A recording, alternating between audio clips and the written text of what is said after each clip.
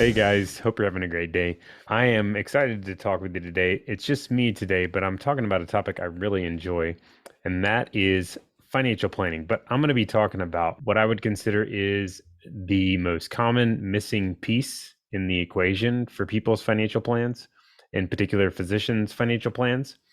So I want to talk through what that is and how you can better incorporate it in your life, and hopefully the conversation today will help you to improve more of the practical aspect of your financial planning. This is, as I said, a fun topic for me. I enjoy this, but I recognize many of you, it's probably not something you necessarily enjoy. I promise you, the more you experience it and talk about it and learn about it, it will be a much more enjoyable topic.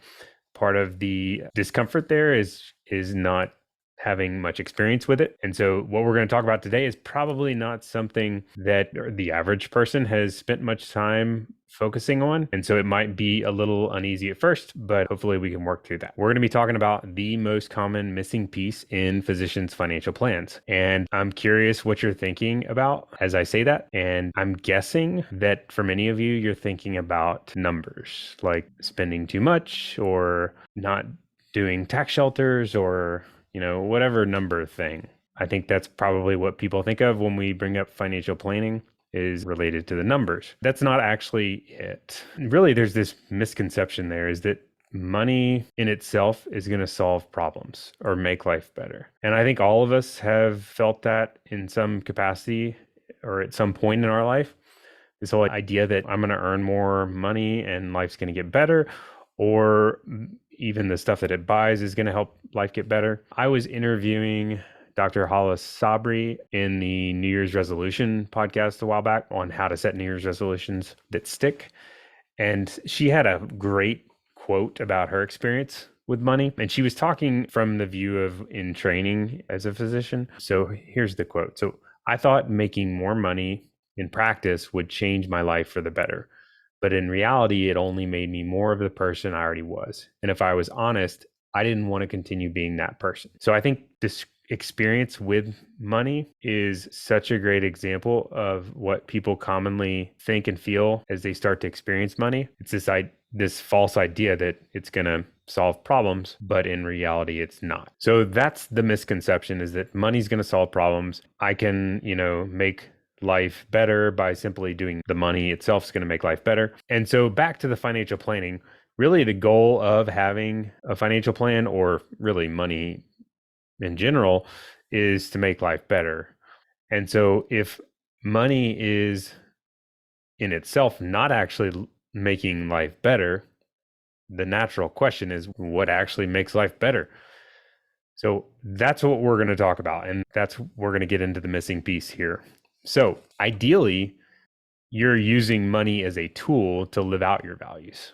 So you're using money as a tool to live out your best life, be the best version of yourself, do what's most important, check off your bucket list, those sorts of things.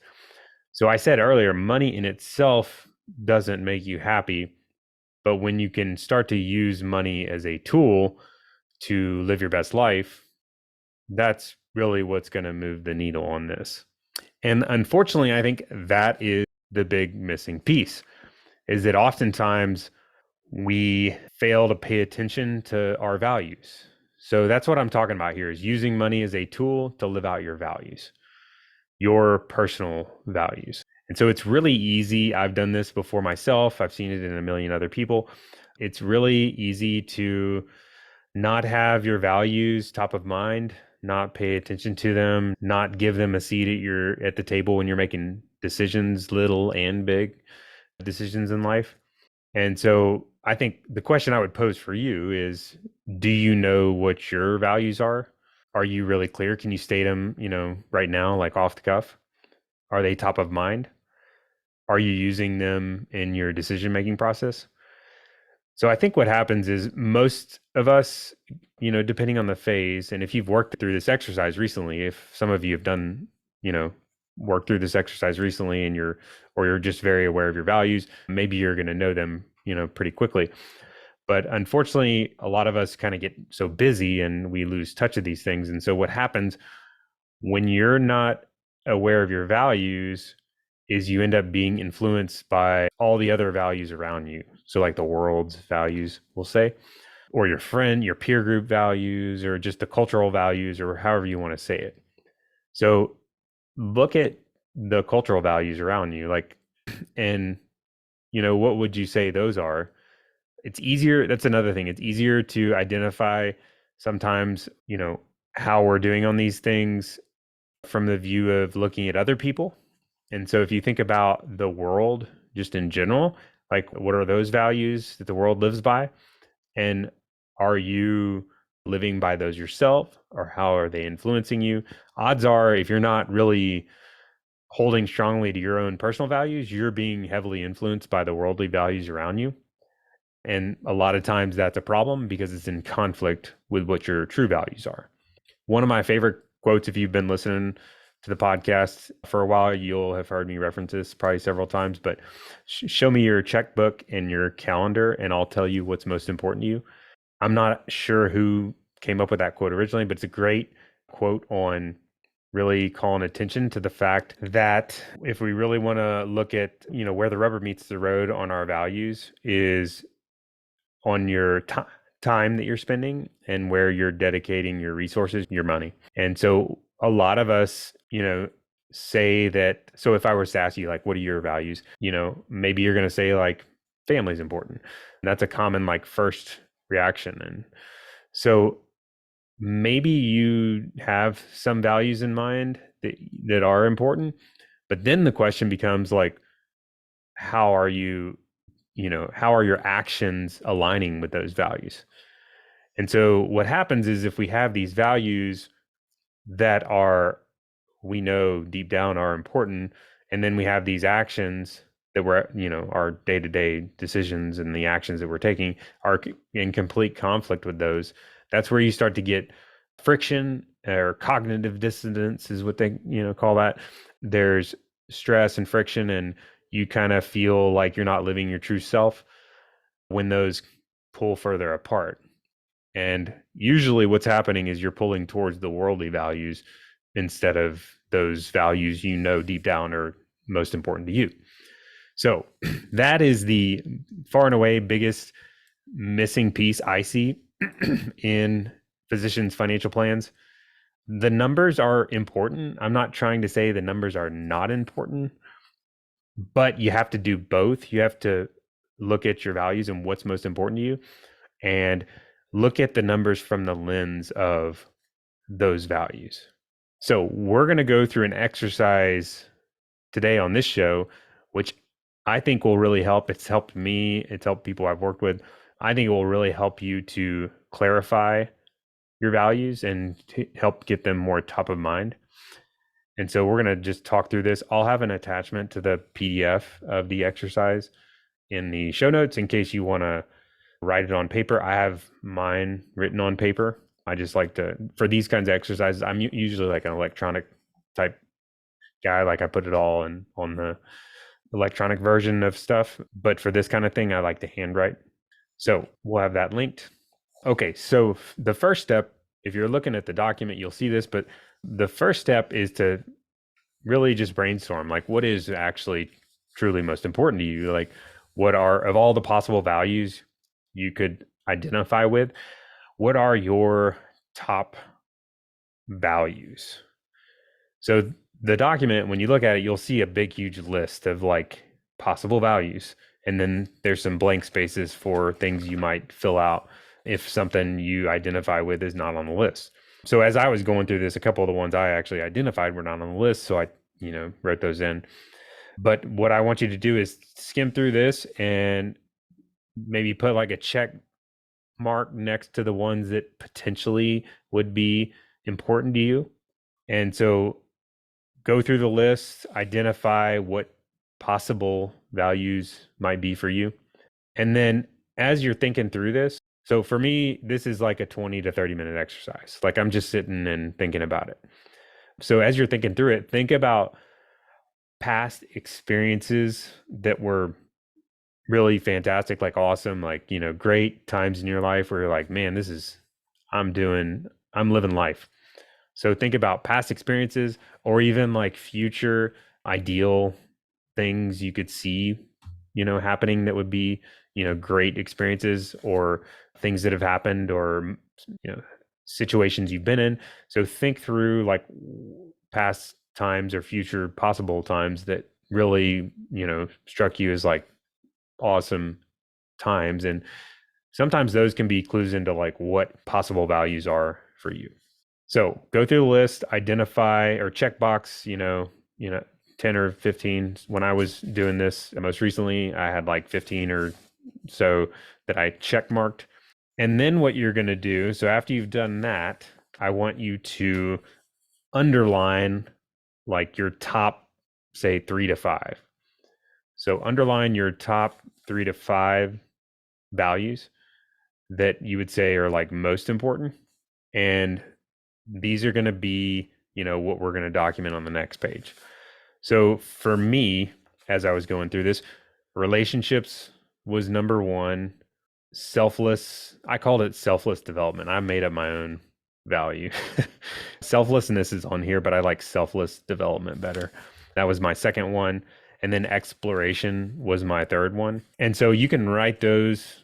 Ideally, you're writing them in priority order. And for me, these are priority order. So relationships is number one. Selfless development is number two. Exploration is number three. So ideally, you're writing them on the next page in priority order for you. And so what you're going to do is for each of those top 3 values, you're going to write down a couple of statements and behaviors that identify and help explain that, how that value, how you see that playing out in your life.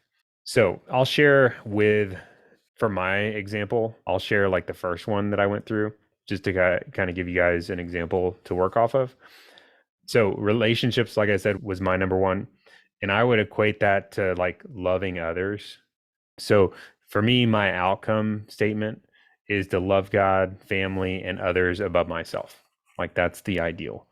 So behaviors, for me, the top one is accepting love of Christ first. And that allows me to have that ability to love others.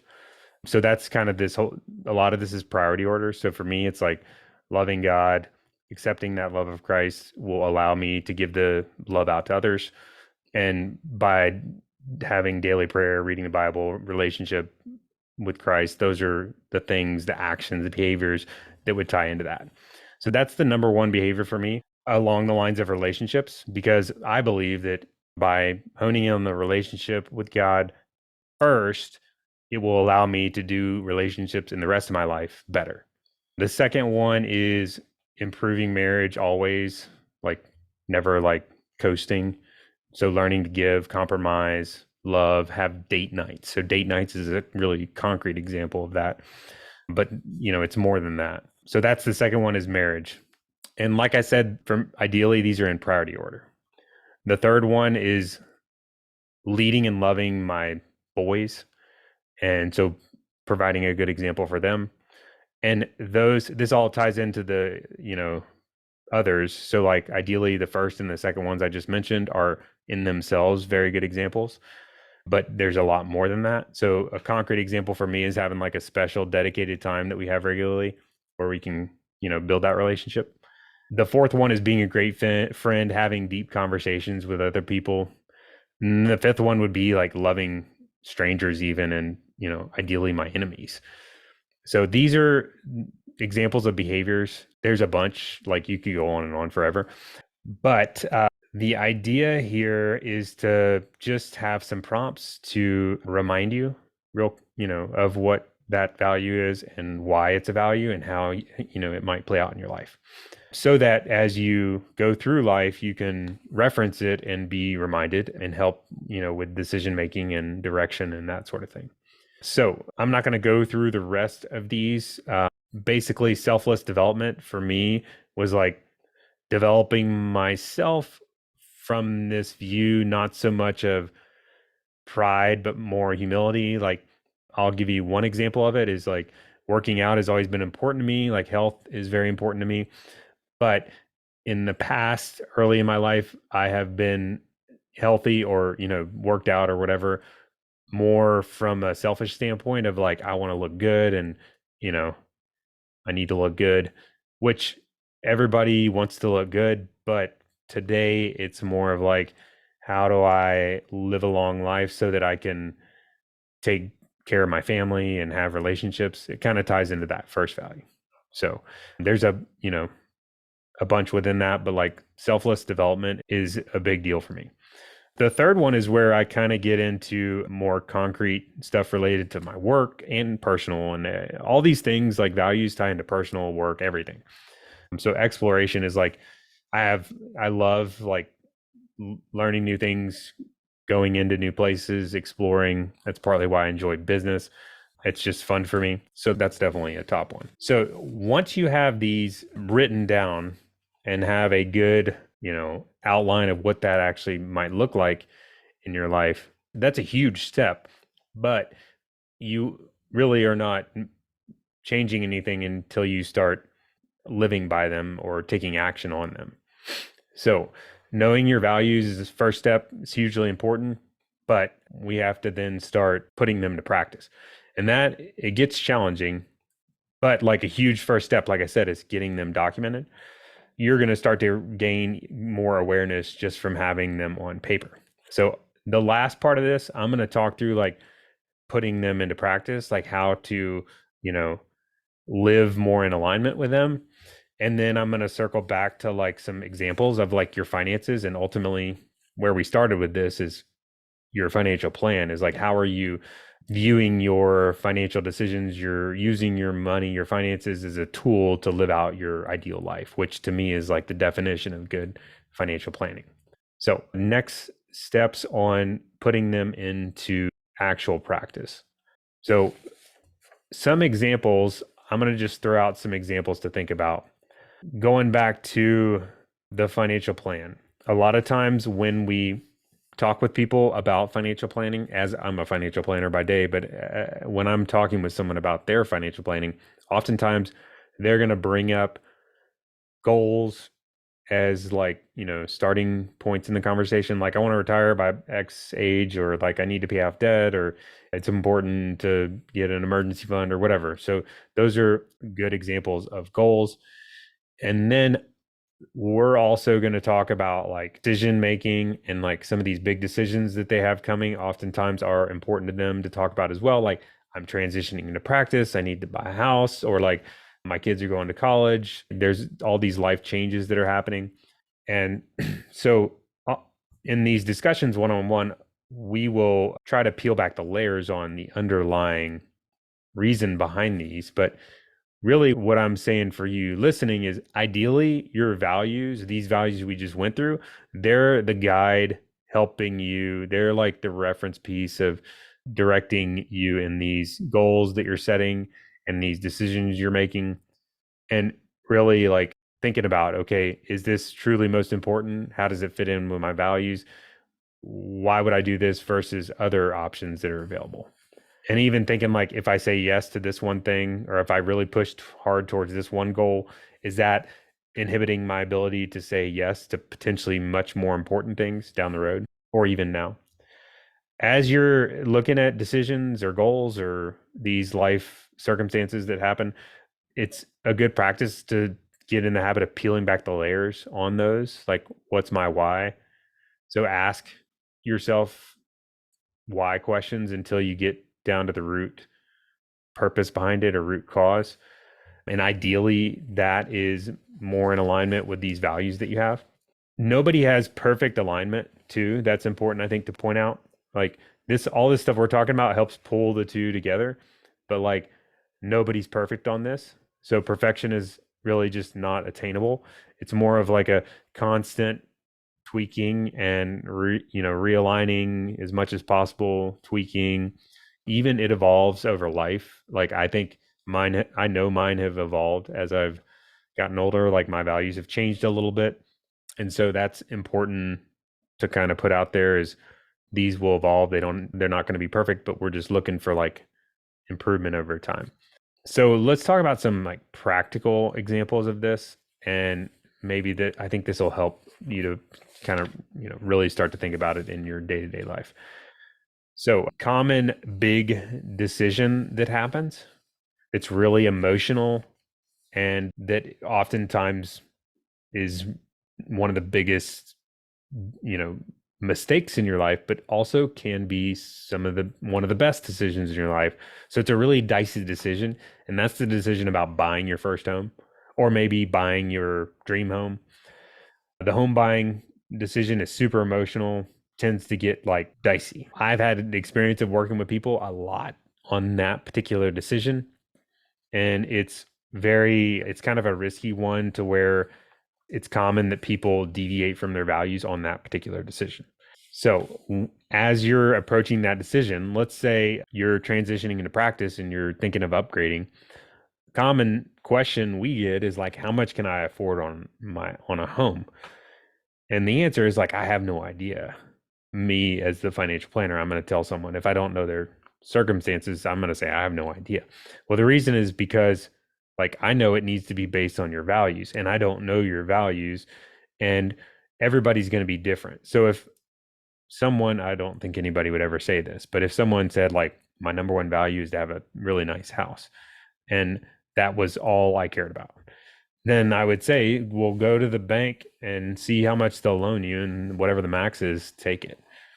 And there you go. So that's, like I said, that's a probably unlikely scenario, but at least you're living by your values. But what more often happens is people get caught up in that particular decision or any of these big decisions, and they don't consult their values, or they just haven't really thought about them in years. And we get caught up in the emotion of it. And then we go with some rule of thumb or what the mortgage person told you or a realtor or whatever who has no idea what's most important to you.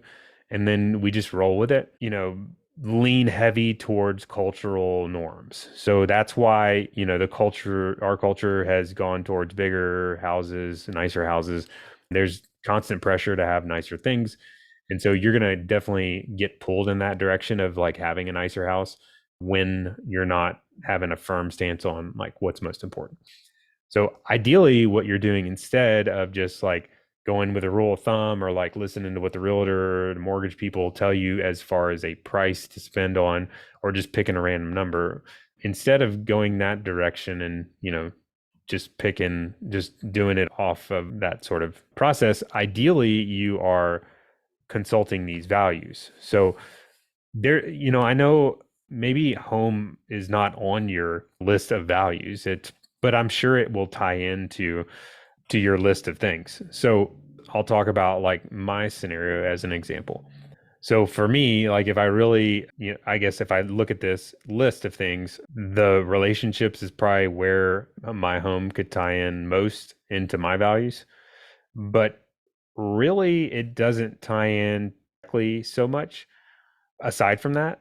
But relationships, it ties in because I want a nice place for my family to live, and I want to be in a neighborhood where I have people that I can associate with and build a relationship with and have families, which is happening. I mean, have families that we can grow up with and have friends, and that's where the relationship part is important.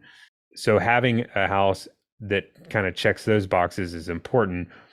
But beyond that, it's like not super important. So if buying a house is going to force me to compromise on something like spending time with my family, then we're getting into like problem territory.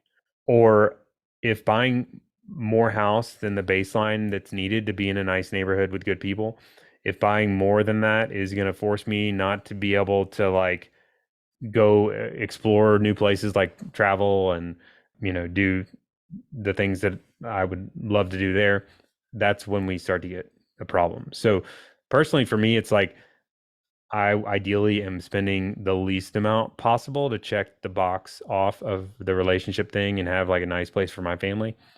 And then I'm dedicating other dollars to things that are what I would say much more important to me. A good example for me, because my house decision was made so long ago, like we've lived in our house like 10 years. So it's hard for me to remember exactly what life was like then. But I always have this one recurring in my world is the decision about a car. So I've talked about it before. I drive an old junky car. It's not junky, but it's had a lot of good miles put on it. It's a good character building car, we'll say. So it's a 2003 Avalon. It is every year or two I get in this thing where I'm thinking about getting a new car, whether it's like somebody else influenced the idea on me, or my wife brought it up or whatever. It's like every year or two I start to think about getting a new car.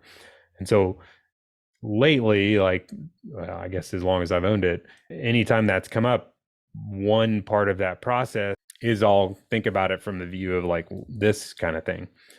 So what happens is I start to realize if I spend more on a car, which for me, if I really look at the car, what's most important and why do I buy a car, I really don't care about the car itself at all, like zero. I care about point A to point B. I don't drive very much. It's literally like a golf cart for me. I walk to work. I drive my kids to soccer practice. That's about it. So it's a very low priority thing.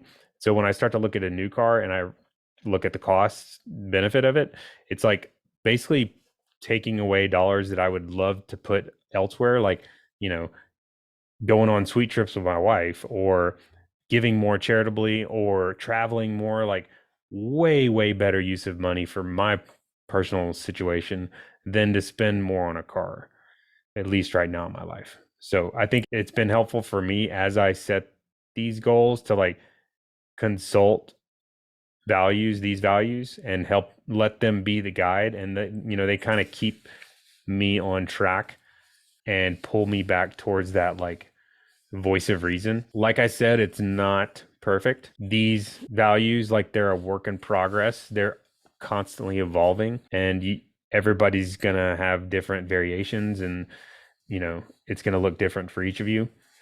But the whole idea of this is to start to get in a routine of thinking about what's most important and like documenting it, and then consulting that as you make decisions. So that's what it comes down to. Like that, I think that's the big takeaway. Is what I would advocate for all of you is getting to a place where you have documented like what's most important to you, like it's written down, and you're using that to make financial decisions, to set financial goals, to make decisions in life. And by doing that, that's going to really help improve your life and get you to a point where you're, living that ideal life. That's really the goal of financial planning and really of life in general. So that's all I got for today. Like I said, I'll put the link to this. I'm holding it as I'm talking. If you are watching the video, you'll see these, but I'll put the PDF of this exploring values exercise in the show notes. That way you can reference it as you go through this. Hopefully it's of value to you, and we will look forward to catching up again next time.